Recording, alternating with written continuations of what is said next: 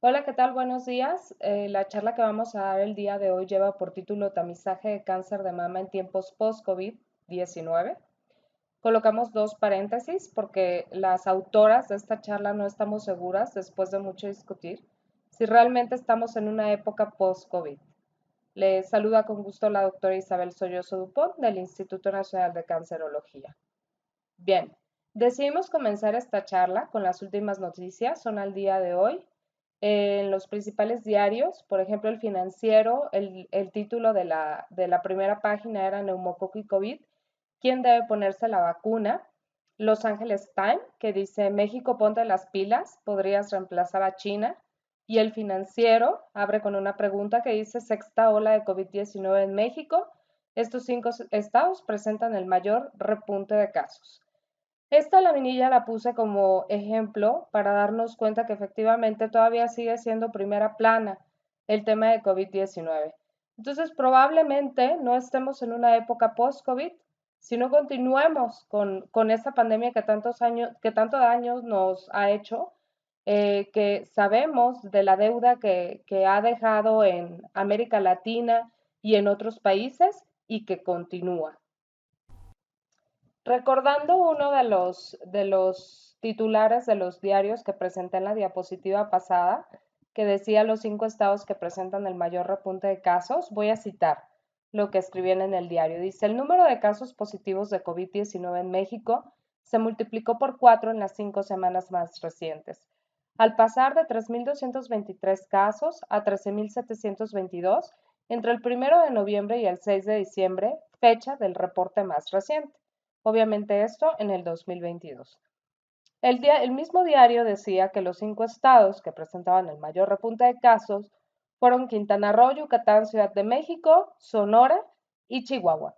Haciendo un poco de estadísticas básicas en donde teníamos los datos del 1 de noviembre y del 6 de diciembre y con una calculadora de cambio porcentual, nos dimos cuenta pues que en realidad probablemente no corresponden a estos 5 estados en donde se presenta el mayor repunte de casos. Nosotros encontramos que encabezando la lista se encuentra Tabasco, Quintana Roo, Durango, Chihuahua y Sonora. Vale la pena recalcar aquí varios aspectos. Es decir, pasamos aquí de 239, aquí pongo un ejemplo del Estado de México, donde pasamos de 239 a 940 casos. Y por eso se ve un incremento notable, aunque en números crudos parecería que no es así. Parece que son pocos los casos. Pero veamos el caso de Tabasco, Quintana Roo, en donde los incrementos porcentuales, por ejemplo, en Tabasco, está en el 2.500% que subieron los casos. En el caso de Quintana Roo, está por arriba del 1.500%. No nos fijemos tanto porque esto lo podemos encontrar en Internet fácilmente. No nos fijemos tanto en los números crudos. Estas razones porcentuales o incrementos porcentuales significan que claramente estamos relajando las medidas epidemiológicas y que probablemente por eso no nos encontremos en una época post-pandemia, sino todavía estemos en la pandemia. Y como ya estamos todos de acuerdo, pues en realidad no estamos en la época post-COVID, ¿verdad? Todavía estamos en la época del COVID-19. En esta diapositiva traemos un resumen de los datos epidemiológicos que han sucedido a lo largo de la pandemia desde el 2020. Los datos están actualizados al 17 de enero del 2023 y en resumen, pues tenemos al 17 de enero, como lo mencioné, 39.922 casos activos, 7.314.891 casos confirmados y 331.595 defunciones conocidas por COVID-19. Recordemos que pueden ser más.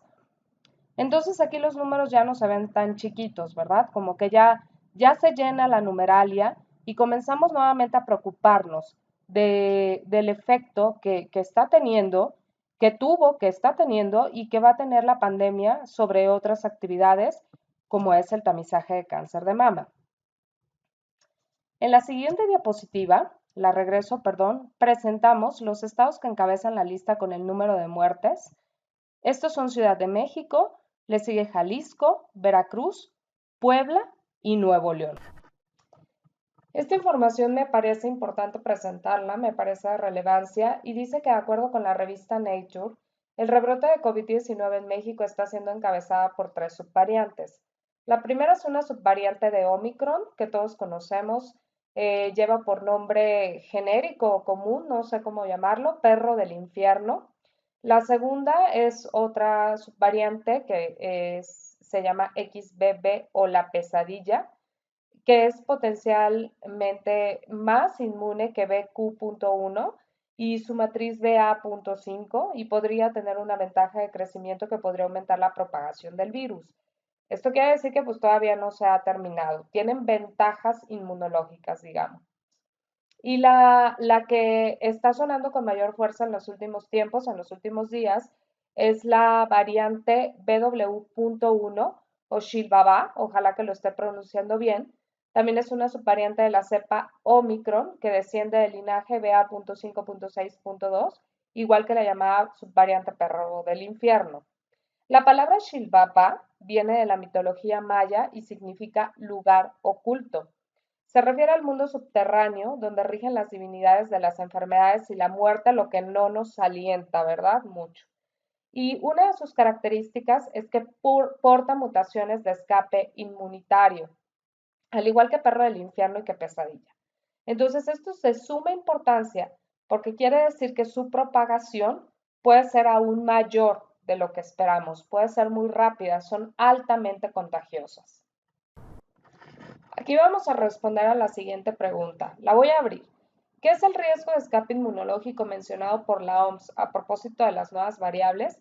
Bueno, pues el escape inmunológico hace referencia a una menor eficacia de la protección en las personas vacunadas o las que ya han estado enfermas frente a ciertas cepas virales responsables del COVID-19.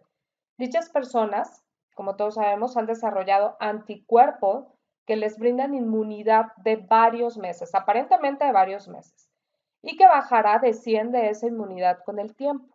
Pero el COVID-19 tiene la particularidad de mutar rápido, pero también de mutar mucho. Entre más la nueva versión del virus sea distinta a la original, más se debilita la inmunidad preexistente.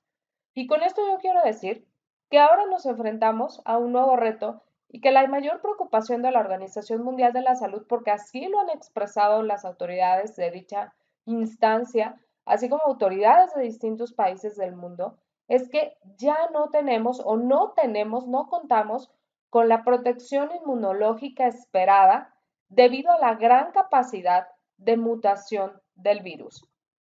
Por otro lado, nos enfrentamos a que 1/3 de las personas que sufrieron COVID-19 tienen efectos a largo plazo, de tal manera que todavía no se están recuperando y probablemente se vuelven a contagiar y entonces todo ese cuadro se complica. Toda esta información se las doy para que veamos que es una historia que no se termina porque los casos no sean muchos o no sean los que se vieron al principio de la pandemia y que los casos de muerte tampoco son los mismos que se vieron al principio de la pandemia.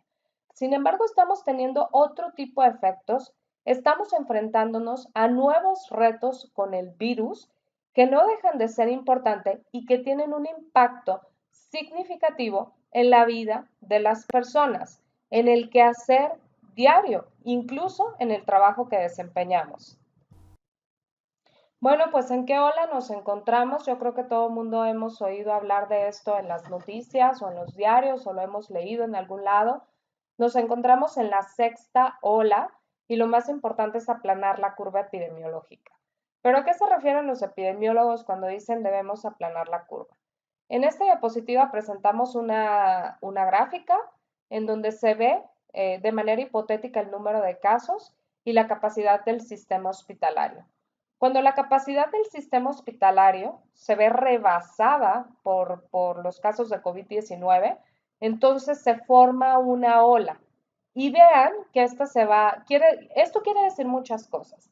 En principio es que si ya vamos en la sexta ola y ya tenemos experiencia de 5 olas anteriores y sabemos que las medidas de sana distancia, de uso de cubrebocas, de lavado de manos, de uso de alcohol gel, que son más estrictas en los hospitales, sabemos que estas medidas funcionan, ¿no?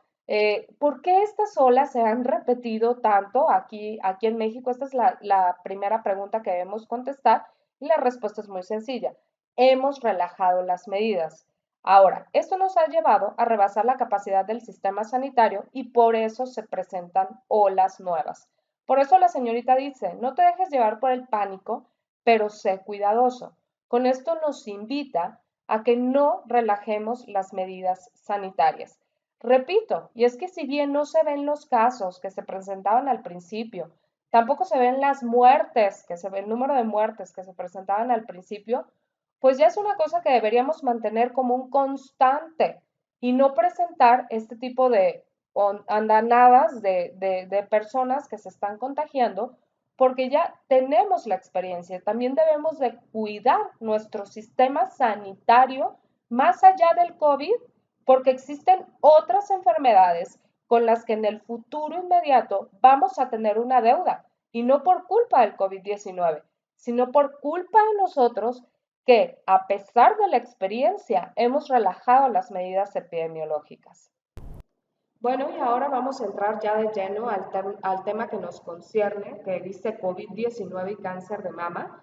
Y yo lo titulo La amenaza de la pandemia para los programas de detección oportuna de cáncer de mama en el mundo e indiscutiblemente en México.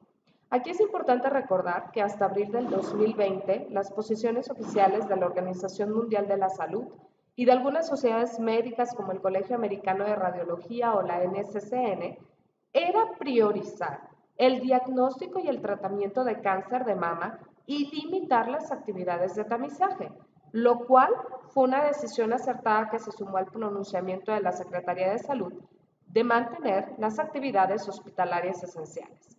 La justificación fue simple, y es que un retraso de 3 meses en la detección de cáncer de mama no incrementaría significativamente la mortalidad porque dice la literatura que el 80% de los cánceres que se detectan en tamizaje son de lento crecimiento. Sin embargo, los meses transcurrieron y a 3 años del inicio de la pandemia se han anunciado, no nada más en México, en todo el mundo, se han anunciado caídas pronunciadas en los procedimientos de detección de cáncer de mama, lo que indiscutiblemente aumentará la carga futura de esta enfermedad. Les voy a poner dos ejemplos, les voy a presentar dos ejemplos.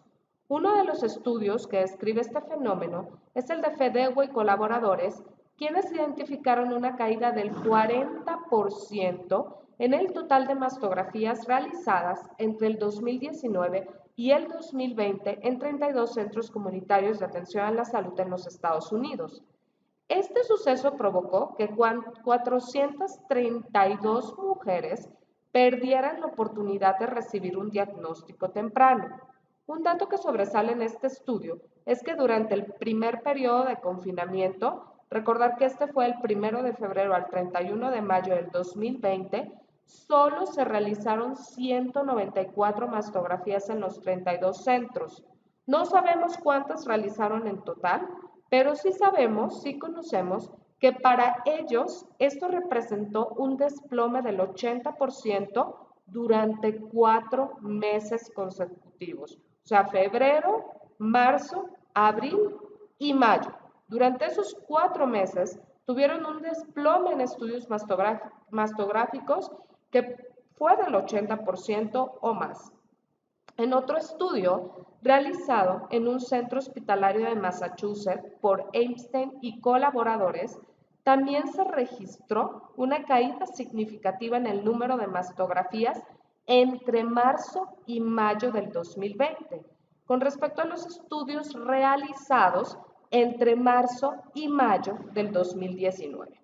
Por ejemplo, se pasó de 13.6 estudios por cada 1,000 mujeres en cada mes de los que ya mencioné, del 2019, hacían 13.6 estudios por cada 1,000 mujeres en cada mes de los ya mencionados del 2019, a 6.1, 0.25 y 1.1 por cada 1,000 mujeres en el 2020.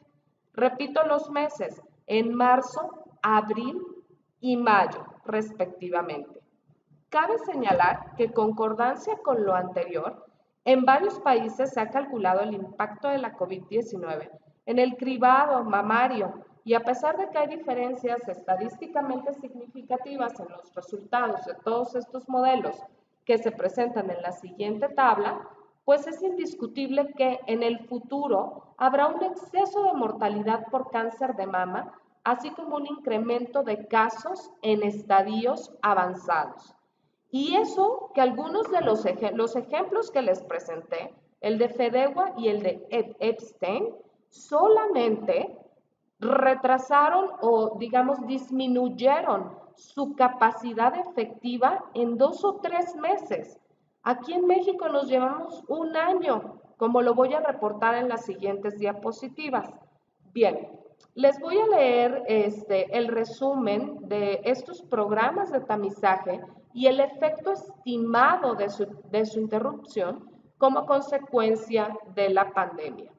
Por ejemplo, en Australia, Nixon y colaboradores reportaron que la interrupción de un mes de las prácticas de tamizaje traerá consigo el exceso de casos de cáncer de mama de 10% tras una pausa de 12 meses en el periodo que va del 2020 a 2021. También se estimó una disminución de la sobrevida pasando de 91.4% a 89.5% en 5 años. En Canadá, el programa que se realizó se llama OncoSIM. Lo publicaron Young y colaboradores en el 2021. Hay que recordar que en Canadá la recomendación del tamizaje es bienal de 50 a los 74 años y algunos programas ofrecen mastografía anual o bienal de 40 a 49 años. En Canadá hubo una interrupción de las actividades de tamizaje durante 4 meses, que fue de marzo a junio del 2020. Y con los datos que presentan las autoridades sanitarias canadienses, ellos dicen que van a encontrar 310 cánceres avanzados en el periodo del 2020 al 2029 para esta pausa, que fue de 3 meses. Ahora, pararon y continuaron con el tamizaje porque calcularon que una interrupción de 6 meses traería consigo un exceso de 670 cánceres avanzados y 250 muertes. En Países Bajos, no se quedaron atrás, presentaron un modelo que se llama Miscan-Brest. Recordemos que en los Países Bajos se recomienda una mamografía con tomosíntesis bienal de los 50 a los 75 años. Hay variaciones, depende de las instituciones, pero aquí se los doy de manera general. En Países Bajos tuvieron una interrupción de tamizaje de 4 meses, de marzo a junio del 2020, al igual que los canadienses, y se calculó que la interrupción del tamizaje de cáncer de mama por 6 meses, nuevamente calcularon por 6 meses y por eso dijeron a los 4 meses, ya vamos a retomar el tamizaje, porque si lo interrumpimos 6 meses, resultará en un exceso de 2 muertes por cáncer de mama por cada 100,000 habitantes en los próximos 10 años. Finalmente traemos el ejemplo de Reino Unido. Tienen un modelo que se llama Life Table Model Breast Cancer. Lo reportaron Duff y colaboradores en el 2020. En Reino Unido se recomienda el tamizaje de cáncer de mama cada 3 años en mujeres de 50 a 69 años. Ellos tuvieron una interrupción del tamizaje de 6 meses, que fue de marzo a agosto del 2020, y dijeron lo siguiente cuando hicieron sus cálculos matemáticos. Cito: 745,277 mujeres tuvieron un retraso en los exámenes de detección de cáncer de mama en el año 2020. Entre 2.500 y 4.100 casos de cáncer de mama pasarán de etapas tempranas avanzadas, lo que provocará entre 148 y 250 muertes adicionales por esta neoplasia en los próximos 10 años. Parecen ser pocos, ¿verdad? Pero cada muerte en sí misma es un drama. ¿Y por qué interrumpir el tamizaje más de 6 meses? Si ya estaba demostrado desde el 2020 que un retraso de 4 o 6 meses iba a traer consigo un aumento importante de los cánceres avanzados y de las muertes por esta neoplasia. Bien, aquí nos vamos a ir un poco más despacio. Este tema es súper interesante para mí porque, por si ustedes no lo sabían, yo no soy radiólogo, yo soy farmacóloga, entonces tengo un background de inmunología bastante amplio, pero que pocas veces se toca en estos foros de radiología y que yo creo que sí es importante. Hablamos de números, ¿no? En programas de tamizaje que se vieron interrumpidos durante la pandemia y que esto causará aumento en el número de muertes y también una mayor proporción de casos avanzados. Pero ¿qué pasa con las pacientes que están en seguimiento por cáncer de mama? Hay un fenómeno muy interesante que le llaman el despertar de las células de cáncer de mama latentes. Hasta tiene nombre filosófico, como de libro, ¿no?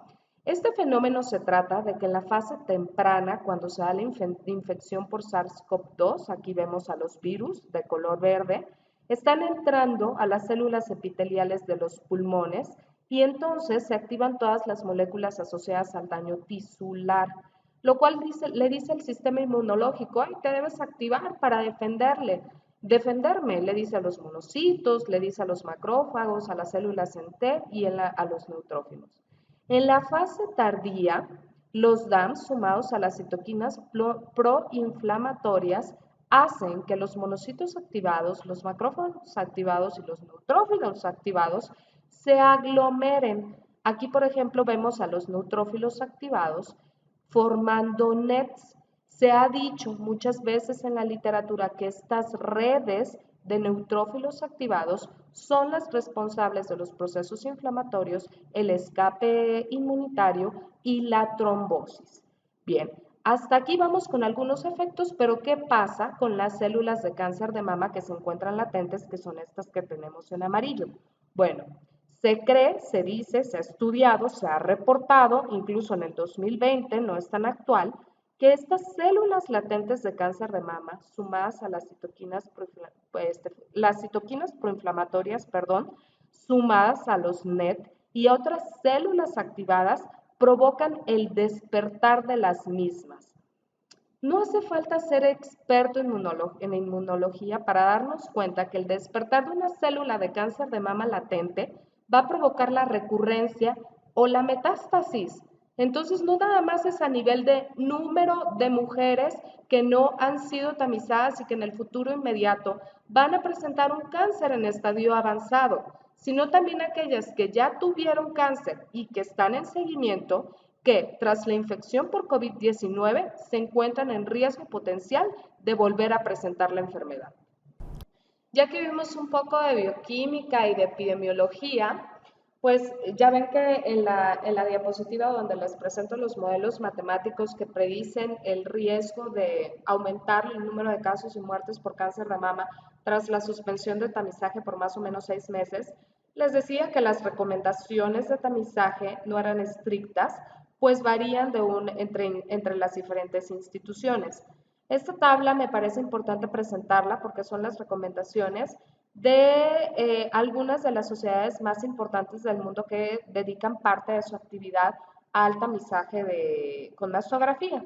Por ejemplo, la American Cancer Society dice que, vamos a hablarla por intervalos de edad, ¿ok?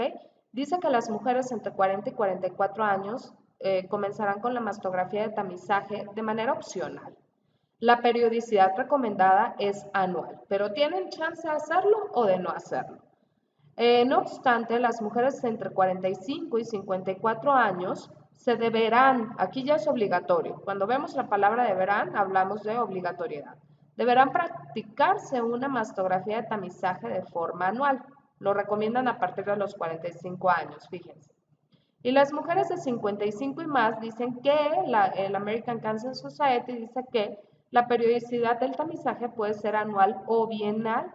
Sin embargo, este es obligatorio para ellas. La prueba de detección, ¿hasta cuándo? Siempre nos hacemos la pregunta, ¿hasta cuándo? Bueno, pues la prueba de detección debe continuar mientras la mujer goce de buena salud. Por otro lado, tenemos a la European Commission on Breast and Colorectal Cancer. Ellos sugieren para las mujeres de 40 a 44 años no implementar mastografía de tamizaje. Sin embargo, esta recomendación debe tomarse con cautela, ya que no hay suficiente evidencia de la eficacia del tamizaje en este grupo de edad, dicen los europeos. Para las mujeres de 45 a 49 años, recomiendan que ellas se practiquen de manera obligatoria una mastografía de tamizaje de forma bienal o trienal. Para las mujeres entre 50 y 69 años, también ellas deberán de manera obligatoria practicarse una mastografía de tamizaje de forma bienal. Y las mujeres de 70 a 74 años, asumimos que 74 años para la European Commission on Breast and Colorectal Cancer es el límite de tamizaje. Bien, para este grupo de edad se deberá practicar una mastografía de tamizaje de forma trienal. Pasemos con el que más nos gusta, porque yo creo que es el que resuelve la deuda que tenemos con las mujeres que han dejado de ser tamizadas durante un tiempo importante y que en México resulta aún más importante porque no contamos con un modelo organizado y de calidad. Aquí el tamizaje de mama responde a programas oportunistas, que más bien se parecen como a una consulta médica, ¿no? Aquí hago un paréntesis porque sí quiero resaltar el esfuerzo que están haciendo muchas instituciones, entre ellas el INCAM, ¿por qué no? Y el Instituto Mexicano del Seguro Social para que esto cambie, para que los efectos del tamizaje oportunista se reviertan, nos organicemos y se hagan las cosas con calidad. Bien, retomando el tema, les decía que lo que más nos gusta a nosotros después de discutir con la doctora Villaseñor es la postura del American College of Radiology y de la Society of Breast Imaging. ¿Qué dice la American College of Radiology? Que la mastografía de tamizaje anual debe comenzar a los 40 años, continuando hasta los 75. Comenzar el tamizaje con mastografía a los 40 años tiene varios beneficios, entre los que se incluyen la reducción de la tasa de mortalidad en 40%, el diagnóstico en etapas tempranas, mejores y mayores opciones quirúrgicas y respuesta eficaz a la quimioterapia. Retrasar la detección hasta los 45 o 50 años, como lo sugieren las sociedades que anteriormente mencioné, resultan pérdidas innecesarias de vida y más con los retrasos que ya tenemos, afectando principalmente a las minorías y a las mujeres que viven en países sin un sistema organizado de tamización para cáncer de mama como somos nosotras, ¿no? ¿Qué pasa con las mujeres de 75 años y más? Ellas deberán continuar con el tamizaje anual mientras gocen de buena salud. ¿Qué dice el Consenso Mexicano sobre Diagnóstico y Tratamiento del Cáncer de Mama? Del cual yo soy testigo que han peleado y han logrado mantener esta recomendación de tamizaje, que a mí me encanta, que dice, se recomienda mastografía anual de tamizaje en mujeres asintomáticas a partir de los 40 años y no manejan límite de edad. Por otro lado, en México también tenemos a la norma oficial mexicana 041, que ya debería estar saliendo por ahí la actualización. Este es del 2011, dice que la mastografía de tamizaje se recomienda en mujeres aparentemente sanas de 40 a 69 años cada 2 años, o sea, de forma bienal. Repito, ¿con quién estamos nosotros? ¿Cuál es la filosofía que seguimos aquí en el INCAN y que queremos expresarles, difundirles y transmitirles a todos ustedes que probablemente son tomadores de decisiones en sus instituciones? La del American College of Radiology. Es necesario hacerlo anual a partir de los 40 años, porque indiscutiblemente el tamizaje oportunista ha dejado, como ya lo mencioné, una deuda importante para las mujeres, para las minorías, para los grupos vulnerables. Dice la Organización Mundial de la Salud que si tenemos los recursos disponibles, lo podemos hacer, repito, en tanto se tengan los recursos disponibles y se trabaje con calidad. Antes decía, yo recuerdo una tabla que presentaba en exposiciones anteriores que dividía los países como por la economía. Decía, los países con economías desarrolladas y sistemas de salud robusto que hagan el tamizaje como lo indiquen sus sociedades radiológicas. Pero los países que les llaman low middle income, como México, pues que no hagan tamizaje, que hagan exploración mamaria y autodetección.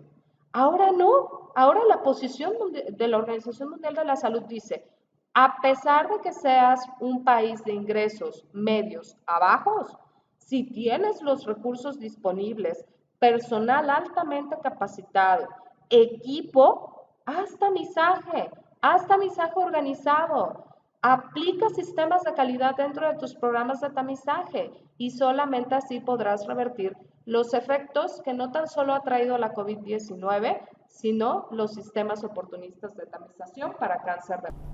Bueno, pues aquí nos vamos a confesar. Nosotros en el Instituto Nacional de Cancerología no tenemos una población cautiva a la cual se le haga mastografía de tamizaje. Recuerden que nosotros somos un hospital de tercer nivel. Aquí se hacen diagnósticos, se hacen tratamientos, se hacen seguimientos, pero sí tenemos modelos de programa que nos permiten ver cómo podemos ir modificando, pues valga lo que voy a decir, valga la redundancia, los programas de detección oportuna de cáncer de mama.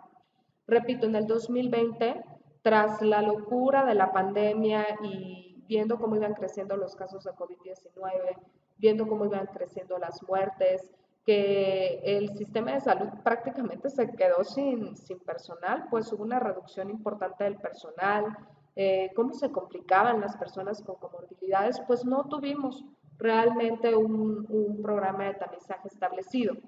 Arrancamos con todo el 6 de junio del 2021 con un programa de detección de cáncer de mama con red de seguridad, en donde obviamente nos íbamos a enfrentar a varios retos, en principio que estaba todavía la pandemia en su máximo apogeo.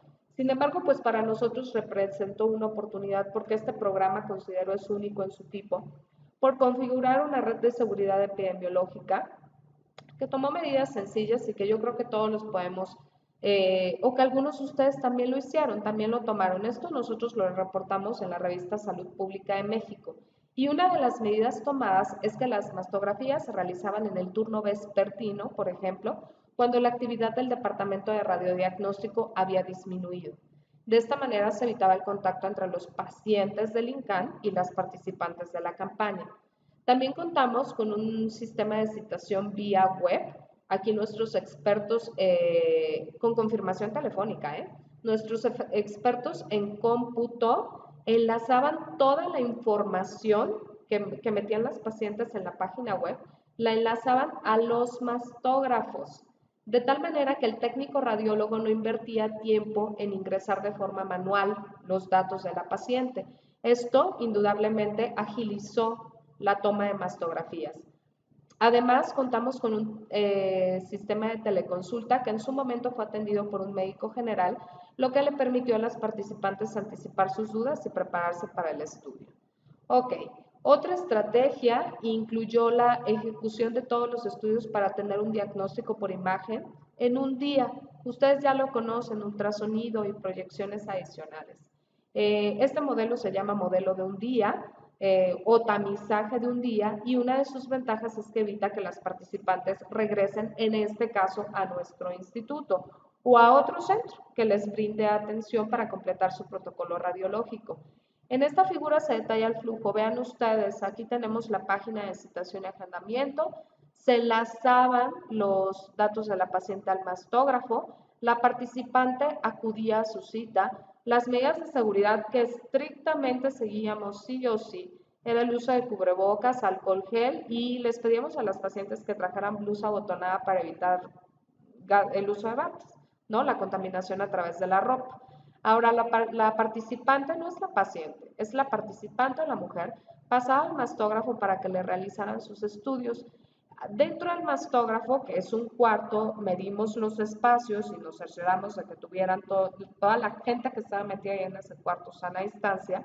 Participaba el técnico radiólogo, quien ejecutaba el posicionamiento y demás, y el médico radiólogo que en ese momento en la estación de trabajo evaluaba la calidad de los estudios, el posicionamiento y en ese mismo instante mandaba repetir algún estudio en caso de ser necesario. Posteriormente, el mismo médico que acompañaba a la paciente en el mastógrafo iba a la estación de trabajo y decidía si la paciente requería ultrasonido y proyecciones adicionales. En este punto se cierra el ciclo de tamizaje en un día.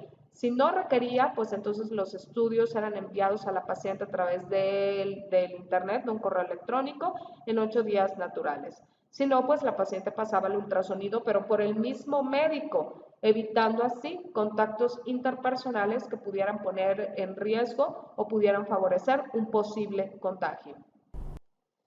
Ya que les mostramos nuestro programa permanente de detección oportuna de cáncer de mama con red de seguridad que fue aplicada, implementada durante el 2021, pues aquí les hablo un poco de lo que les decía que en el 2020 no hubo programa de tamizaje. Esta gráfica me gusta mucho por dos razones. En principio, porque nos invita a recordar que el 30 de marzo del 2020 se hace la declaración de emergencia sanitaria a nivel nacional y el 16 de abril del 2020 se suspenden las actividades no esenciales como el tamizaje de cáncer de mama. La promesa es que íbamos a retomar dichas actividades en junio, pero obviamente no sucedió, ¿verdad? Porque el repunte de casos siempre estuvo a tope. De hecho, junio es donde, julio, el periodo junio, julio y agosto es donde se observa la ola más grande de la COVID-19 en México. Sin embargo, el 6 de junio, pero ya del 2021, se inicia el programa permanente de cáncer de mama de detección oportuna con red de seguridad. Vean cómo empezamos bien lentos. Todos estábamos asustados, sentíamos que nos íbamos a contagiar. Las participantes pues también sentían lo mismo. Siempre las alentábamos a que usaran alcohol gel. Estuvimos muy pendientes de las medidas de seguridad. Y respecto a lo sucedido en el 2019, pues alcanzamos las cifras ya para octubre. Siempre octubre es un mes difícil aquí para los radiólogos porque como es el mes de sensibilización contra el cáncer de mama, pues teníamos agendas llenas, agendas que se perpetuaron aquí. La gráfica no nos dio para ampliarla porque este análisis fue publicado antes, pero pues tuvimos lleno octubre, noviembre y diciembre. De tal manera que les repito, con mucho orgullo, alcanzamos nuestra meta, nuestras cifras, que fueron alcanzadas en el 2019. Dicho en otras palabras, pues nos recuperamos con respecto al 2019. Aún así, la deuda del 2020 la tenemos y la seguimos acarreando y ahorita van a ver por qué en nuestros datos más recientes del 2022, que hicimos un análisis que también está muy interesante. Ok, antes de presentarles este análisis, pues es importante que recordemos, porque ustedes ya lo saben, que el objetivo de la detección oportuna de cáncer de mama es encontrar a los tumores en estadio 0, en estadio 1 y hay por ahí alguno que se nos escape en estadio 2, que es un tumor chiquito, tal vez de 2 centímetros. Aquí los expertos del INCAN pues, y ustedes también en sus centros seguramente tienen a los doctores buenazos que dicen 1 centímetro, 2 centímetros, ya lo palpamos. Lo ideal es quedarnos aquí, ¿verdad? En lesiones no palpables, menores que 5 milímetros, porque seguramente será un carcinoma ductal in situ, fácil de tratar con abordajes quirúrgicos lo menos invasivo posible. Si nosotros entonces empezamos a encontrar cánceres en tamizaje, así nos los preguntamos, en tamizaje, en etapas avanzadas, como por ejemplo tumores que ya son de 5 centímetros o en estadio 3, pues entonces ya no estamos haciendo un estricto tamizaje porque son lesiones, son pacientes, son personas que presentan signos y síntomas de cáncer de mama, tendrán una enfermedad más avanzada y por lo tanto requerirán un tratamiento más agresivo. La efectividad del tratamiento no dudamos de ella. La eficacia del tratamiento, les repito, no dudamos de ella. Yo estoy segura que la sobrevida se va a mantener. La mujer tiene amplias expectativas de curarse, pero pues el tratamiento es más costoso porque ya implica el uso de quimioterapias, radioterapias, cirugías. Entonces sí tiene un impacto significativo para el sistema de salud. conocido como gasto catastrófico, ¿no? Entonces, nosotros nos deberíamos ubicar aquí siempre, en este estadio 0 y en este estadio 1, ese es el objetivo del tamizaje.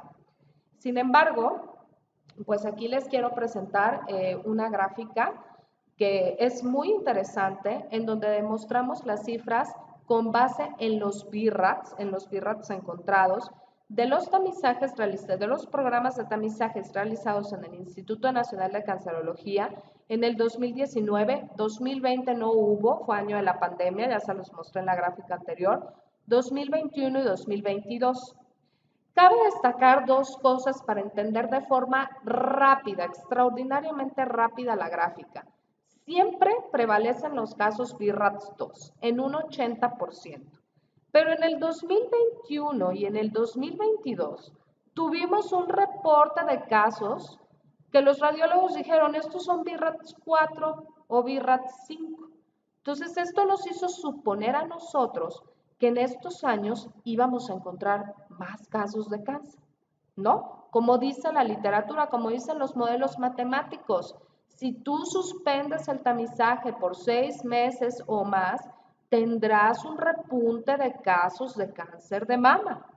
No hace falta 10 años para ver ese efecto. Nosotros aquí tuvimos, repito, en el 2021 y en el 2022, más casos de casos reportados por los radiólogos en BIRATS 4 y BIRATS 5 que potencialmente podían ser cáncer con respecto al observado en el 2019. Bueno, en realidad esto sucedió. ¿Tuvimos más cánceres con respecto a lo reportado en el 2019? Sí, efectivamente. Vean, aquí tenemos las cifras de los casos de cáncer reportados en el periodo antes mencionado. En el 2019, aquí cabe destacar que siempre tamizamos al mismo número de pacientes, ¿ok? Nuestro programa se encarga de eso, tenemos una meta anual porque tenemos un recurso limitado, ¿ok?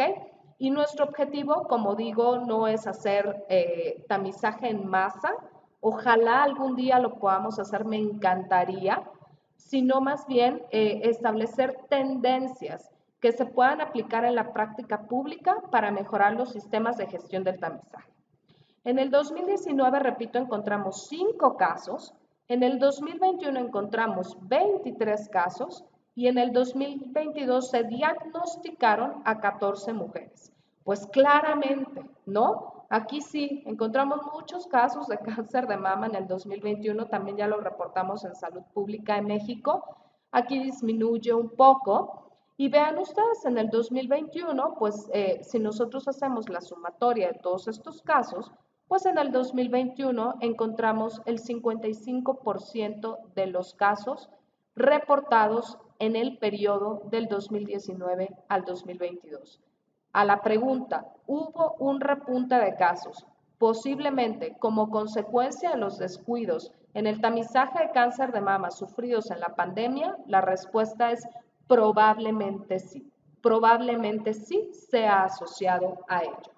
Bien, vale la pena también ver la siguiente gráfica que la doctora Villaseñor me decía, bueno, pues ahora vamos a ver cuántos tumores se encontraban por arriba de 50 milímetros, porque los modelos matemáticos dicen, no nada más vas a ver más cánceres, sino más cánceres en etapas avanzadas, ¿ok? Y entonces me decía, vamos a ver cuántos de esos cánceres que tuviste, encontraste, se reportaron por arriba de 50 milímetros, que era una lesión francamente palpable. O sea, eran mujeres que en muchas ocasiones referían, sí tengo un síntoma, tengo una bola, ¿ok? En ese momento nosotros estábamos con la idea de que debíamos hacer un estricto tamizaje. Es decir, solamente mujeres sin signos ni síntomas de cáncer de mama. Pero empezamos a observar el fenómeno de que llegaban con estas bolitas que ellas decían sentir y pues las incorporábamos al programa de tamizaje tomando en cuenta lo dicho por los modelos matemáticos que previamente reporté. Bien, en el 2019, de 5 casos que se reportaron, una mujer presentó un tumor mayor que 50 milímetros y esa misma paciente fue sintomática. En el 2020 no tenemos cifras que mostrar. En el 2021, de los 23 casos, 13 se presentaron con tumores mayores de 50 milímetros y de esos 13, casi el 100%, es decir, 11, fueron mujeres que referían algún síntoma, una bolita, por ejemplo. Y en el 2014 se presentaron 3 tumores mayores que 50 milímetros y mujeres con síntomas fueron 2. La conclusión de esta gráfica es muy simple.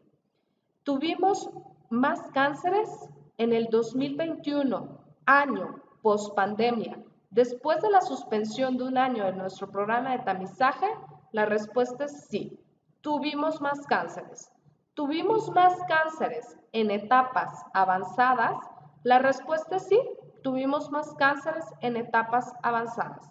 La siguiente pregunta es, ¿tuvimos más mujeres con síntomas? Sí, tuvimos mujeres con síntomas y no nos da pena decirlo con respecto a los años anteriores porque eran mujeres que no eran atendidas en ningún lado. Buscaban ayuda por todo el mundo y nadie les decía que sí porque todos estaban enfocados en la pandemia. Está bien, pero las cifras de cáncer de mama y de cánceres avanzados pues también aumentaron, ¿ok? Este efecto ya se ve un poco más bajito, como que baja en el 2022, porque tuvimos un control de los síntomas a razón de lo observado en el 2021. Cabe mencionar que si ustedes observan nuestro circuito, nuestra red, nuestro programa de tamizaje un día con red de seguridad, nosotros no hacíamos la biopsia aquí en el Instituto Nacional de Cancerología. Las mujeres iban a sus instituciones, nos decían, ¿tengo seguro social? Sí, tengo ISSSTE, sí. Entonces va usted a su institución, le dice a su médico que tiene un BIRATS 4 o BIRATS 5 del Instituto Nacional de Cancerología y que necesita una biopsia. Al hacer eso, pues se retrasaba todo. Nuestra experiencia fue esa. ¿Por qué le dimos un estricto seguimiento a las participantes? Todo se retrasó. Y esos retrasos resultaban en que les volvían a hacer las mastografías, pues el médico en lo que hacía la interpretación, la preparaban para la biopsia. Fueron retrasos importantes. No voy a hablarlo en días porque es una próxima publicación también en Salud Pública, pero sí hubo casos lamentables. Y tampoco voy a decir en qué instituciones, pero sí tuvimos casos lamentables. Entonces, a razón de que aumentaron los casos los casos de cáncer de mama en etapas avanzadas y con mujeres sintomáticas, ya en el 2021 modificamos nuestro modelo de tamización para cáncer de mama. Nuevamente la paciente llega al día 0, se sienta en su computadora e ingresa sus datos para la citación. La paciente acude a su cita el día 1, los datos nuevamente se enlazan con el mastógrafo. 3 días después, o sea, el día 4, se entregan los resultados de su estudio. Puede ser un BIRATS 1, 2 o 3. Se sugiere seguimiento anual y bienal. ¿Por qué no BIRATS 0? Porque acuérdense que hacemos todos los estudios por imagen en un día para llegar al diagnóstico radiológico. Es el modelo de un día.